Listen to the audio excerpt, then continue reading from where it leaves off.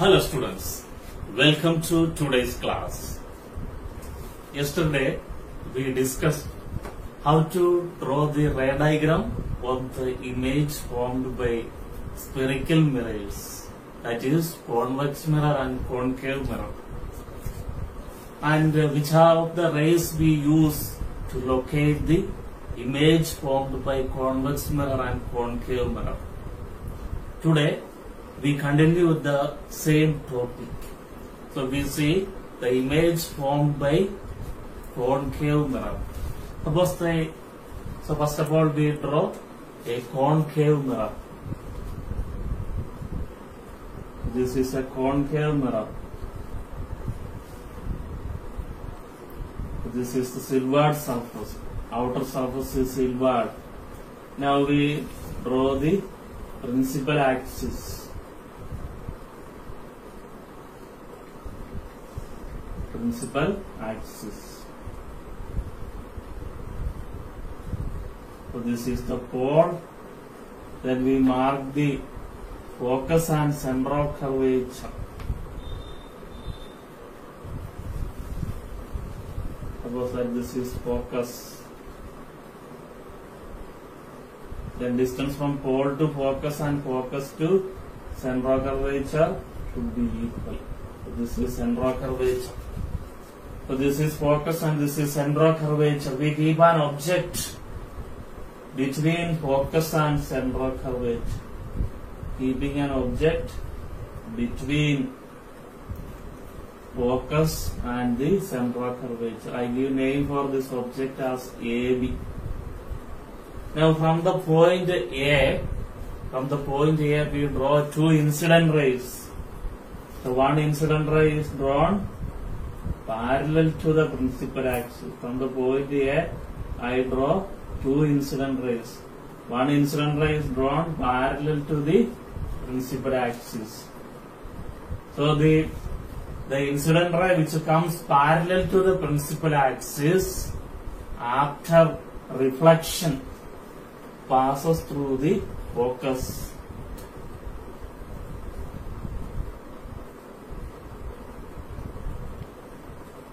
The incident ray which comes to the focus after reflection, the incident ray which comes parallel to the principal axis after reflection from the concave mirror goes through the focus.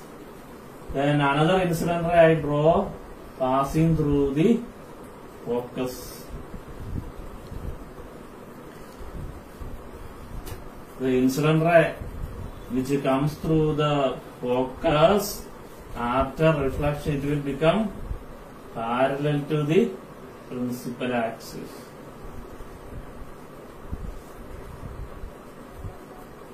So this is the reflected ray. So this is the reflected ray for this incident ray and this is the reflected ray for this incident ray.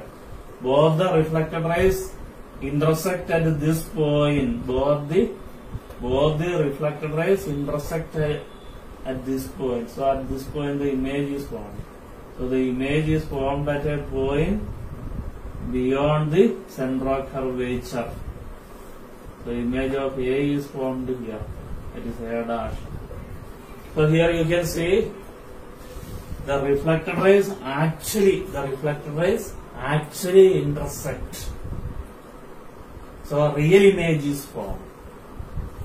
So and which type of image is formed? Inverted. Real image is always inverted. Real inverted. Then compare the size of the object and the image. The size of the image is bigger than the size of the object. So we can say the image is magnified. So these are the characteristics of the image formed by a concave mirror when the object is kept between F and C. The image formed is real, inverted and magnified. And the position of the image is beyond the center of curvature. Beyond the center of curvature. So these are the characteristics. So we are seeing the ray diagrams of the image formed by concave mirror. So in the case of concave mirror always forms a real image. So if and we are using these rays. So we have seen 4 rays which we use to construct the image formed by concave mirror. And if the object is kept at the center of curvature, then image also will be formed at the center of curvature. Then the size of the image is same as size of the object. So characteristics real, inverted, and the size of the image is same as that of the object. So in all cases, concave mirror forms a real and inverted image. There is a single case in which a concave mirror is making a virtual, erect and magnified image. That is when the object is kept between the mirror and the focus. Now we see the case in which a concave mirror is making a virtual image. That is, the object is kept between the focus and the pole. So I keep the object. So this is the object, and this object is kept. This object is kept between the pole and the focus. So giving the name for this object as AB. Now from point A, I draw an incident ray parallel to the principal axis. Drawing an incident ray parallel to the principal axis. If the incident ray comes parallel to the principal axis, after reflection from the concave mirror, it will pass through the focus. It will pass through the focus. The reflector ray will pass through the focus.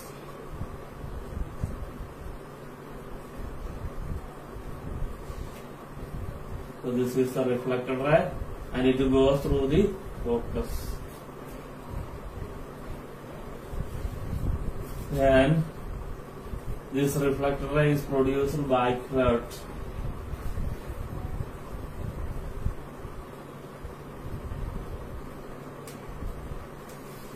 Then another incident ray is coming from the center of curvature. Another incident ray is coming from the point A through the center of curvature.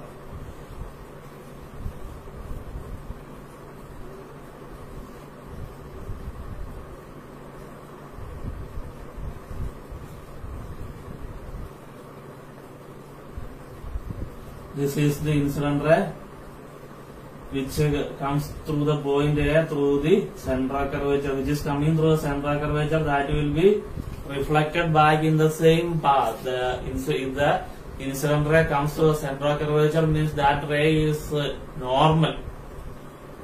So in that case, the reflected ray also comes back along the same path.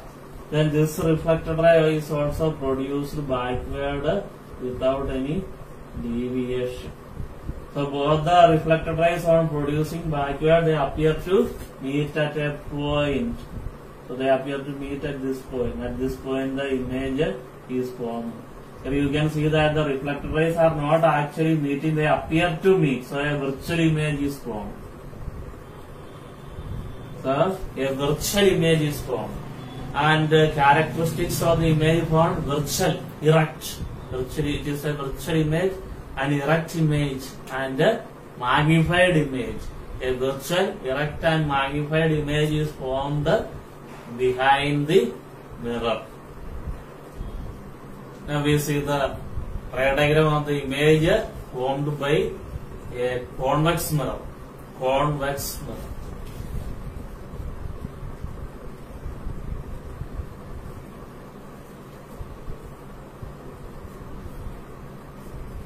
So this is a convex mirror. Here also we draw the principal axis, the ray which goes through the pole and the central curvature. This is the principal axis. So this is pole, then marking the focus and central curvature. The distance from pole to focus and the focus to central curvature should be equal.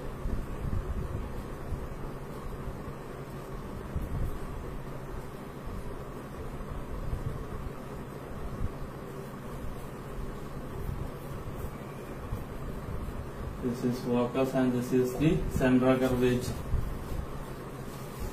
So this is a convex mirror. Now we keep an object before the keeping an object before the this is an object kept in front of the convex mirror. AB is the object which is kept in front of the convex mirror.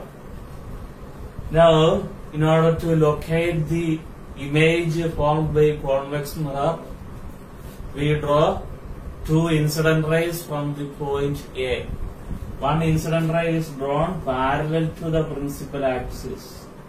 One incident ray is drawn parallel to the principal axis.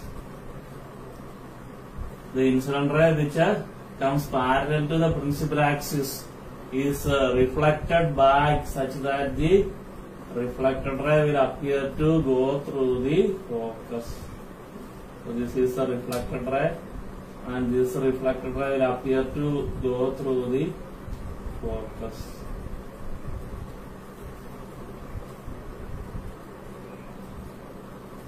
This reflected ray appear to pass through the focus. Then from point A we draw another incident ray which appear to go through the central curvature. The incident ray which appears to go through the central curvature.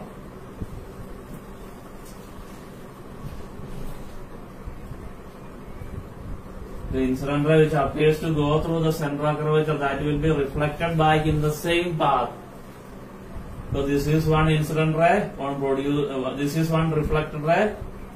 This is the reflected ray for this incident ray which comes parallel to the principal axis. This reflected ray on producing backward appear to pass through the focus, and another incident ray appears to go through central curvature, that is reflected back in the same path. So both the reflected rays on producing backward, they appear to meet here. They appear to meet. So a virtual image is formed. Because these reflected rays are not actually meeting, they appear to meet. So a virtual image. So given name as A dash B dash. So a virtual erect and diminished image is formed. Virtual erect and diminished image is formed.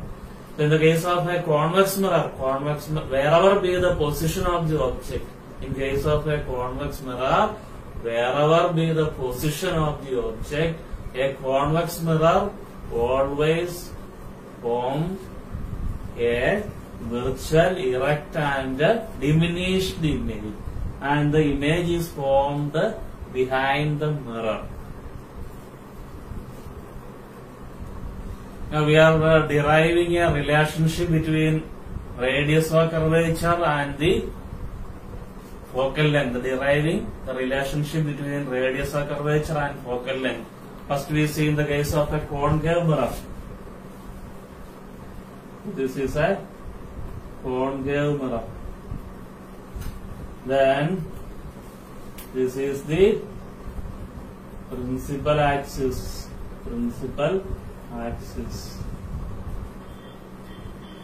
Suppose this is focus and this is the central curvature. This point is the focus and this is the central curvature and this is the pole.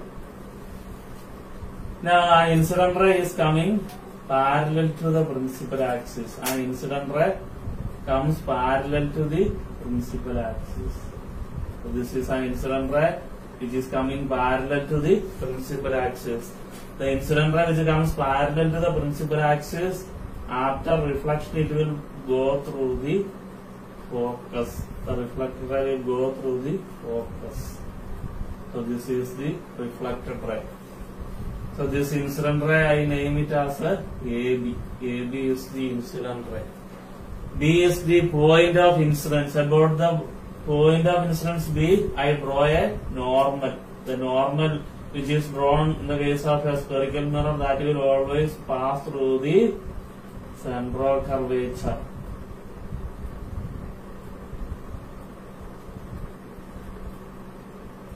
So this is the normal. This is the normal. Then angle ABC, angle ABC is equal to angle CBF, angle CBF. What is the reason? Angle of incidence is equal to angle of reflection. Angle ABC is equal to angle CBF, because angle of incidence and angle of reflection are equal. Then angle ABC, suppose this is theta, then this will be also theta.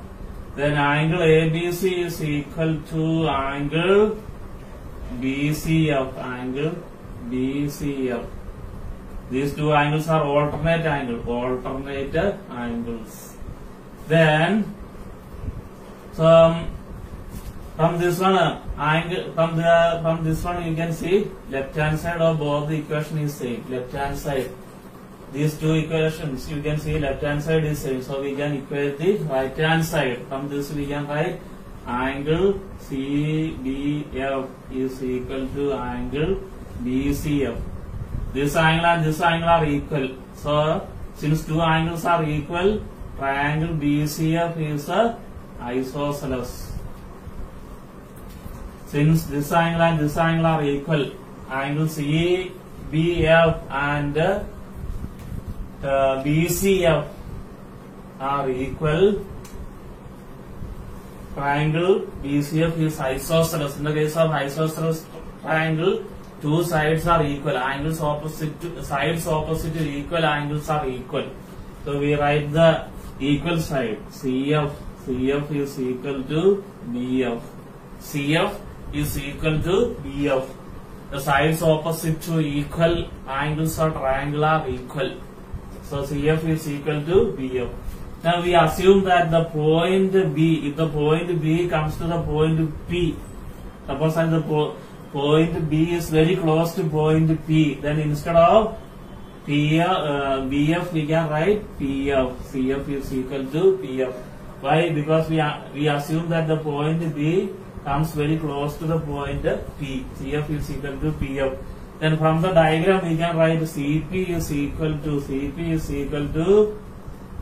CF plus PF. Then CF is replaced as PF plus PF. And CP is the distance from central curvature to pole. The distance from central curvature to pole is called radius of curvature. And the distance from pole to focus is called the focal length. So distance from PF plus PF is 2PF, and the distance from pole to focus is called the focal length. So we get the radius of curvature is equal to twice the focal length. Radius of curvature is equal to twice the focal length. So this is the relationship between radius of curvature and focal length of a concave mirror. So in case of a convex mirror also the relationship is derived in the same manner. That relationship is R is equal to 2F. In case of concave mirror and convex mirror, the relationship between radius of curvature and focal length is R is equal to 2F. So, but I think this derivation is not there in the syllabus. Suppose that radius of curvature is given as 20 centimeter. Radius of curvature is given as 20 centimeter. Then what is the focal length? Focal length is half of radius of curvature. That will come half of 20, which is equal to 10 centimeter. And suppose that focal length of a concave mirror is given as 5 centimeter. Then what is the radius of curvature? So radius of curvature is twice the focal length. Then in that case it will come R is equal to 2 into 5, which is equal to 10 centimeter. We see the uses of spherical mirror. First we see the uses of concave mirror. Concave mirror is used as a shaving mirror. Then concave mirror is used as a reflector. Concave mirror is used as a doctor's head mirror. So first case, concave mirror is used as a shaving mirror. When an object is kept close to the concave mirror, means an object is kept between the mirror and the focus, then concave mirror forms a virtual and magnified image. Virtual and magnified image. So suppose that when we do shaving, if the concave mirror is kept close to the face, then the small hairs on the face that will look bigger in size, which makes our shaving more easier. So that is why this concave mirror is used as a shaving mirror. Principle is when the object is between the mirror and focus of a concave mirror, it forms a virtual and magnified image. Now the next case, it is used as a reflector. Concave mirror is used as a reflector in a torch, in headlamp and all. The bulb is kept at the focus. The bulb is kept at the focus of the concave reflector.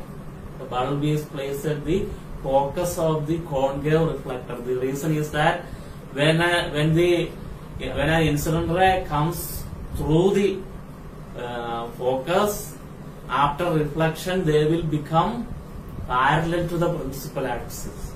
If the incident ray comes through the focus, then after reflection it will become parallel to the principal axis. So that is the reason. So when bulb is kept at the focus of the reflector, the incident ray coming from the focus, it will make a parallel beam of reflected rays. That is the reason behind it, forming a parallel beam of reflected rays. Then this is also used as a doctor's head mirror. When a parallel beam of light strikes on a concave mirror, then after reflection they will all converge at a point. That is the principle behind this. So these are all some of the uses of concave mirror. The next is uses of convex mirror. So concave mirror is used as a reflector in street lamps. Convex mirror is used as a reflector in street lamp. If you see the reflector of a street lamp, you can see a convex reflector is used. The reason is that convex mirror diverges the light. If the incident ray comes and strikes on the convex surface, it will diverge. So it diverges the light to a wide region. That is why a convex mirror is used as a reflector in street lamps. Then the next one is a convex mirror is used in order to see the vehicles coming from behind. We use a convex mirror. The reason is that in convex mirror forms a virtual erect and diminished image. Virtual erect and diminished image. Due to this reason, we can see a number of vehicles which are coming from behind the vehicle. Okay, this is the reason. These are all uses of convex mirror. The next is if a convex mirror, concave mirror and a plane mirror are given, how can you find out which is plane mirror, which one is convex mirror and which one is concave mirror? For that, keep an object near the mirror.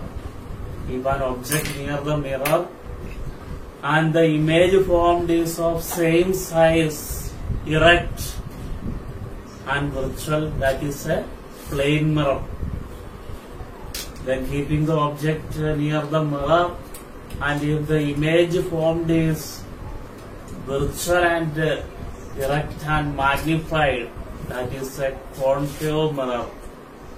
If the image formed is virtual, erect and diminished, that is a convex mirror. This way we find out the kind of mirror. If these three types of mirrors are provided to you, by doing this small experiment, you can find out which one is convex mirror, which one is concave mirror, and which one is plane mirror.